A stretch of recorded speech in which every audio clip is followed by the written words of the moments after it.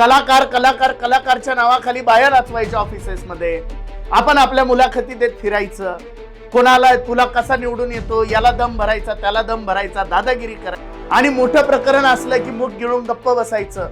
साताऱ्याला त्या फलटणला एक बहिणीचा मृत्यू झाला, तिथे तोंड उघडायला जागा नाहीये. आपल्या ऑफिस मध्ये बाई नाचवल्या गेली, तिथे तोंड उघडायला जागा नाहीये. आणि शेतकऱ्यांना फुकटचे सल्ले कोणी विचारले का तुम्हाला? आमचा पैसा आहे.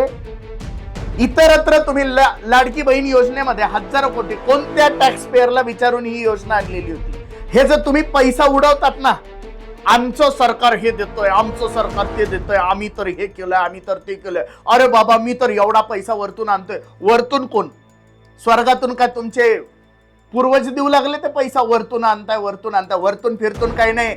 आमच्या खिशातून दरवर्षी टॅक्सच्या नावाखाली जो हजारो करोडोंचा पैसा जमा होतो, तो पैसा तुम्ही चांगल्या ठिकाणी खर्च करावा ही आमची अपेक्षा. आणि त्यामुळे टॅक्स पेयर्सला विचारलं जातं का या असल्या बकवास निवडणुकीच्या तोंडावरती योजना आणताना? अरे त्याच लाडक्या बहिणींच्या पोरांना जर तुम्ही नीट शिक्षण दिले, त्यांना या महाराष्ट्रामध्ये ड्रग्सचं केवढं मोठं जाळं पसरलंय याचा अंदाज आहे का? गृहमंत्र्यांना तरी आहे का?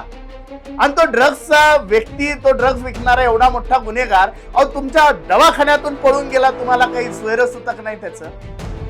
असले धंदे तुमचे चालू, आणि तुम्ही शेतकऱ्यांना फुकट म्हणावं एवढी लायकी आहे का?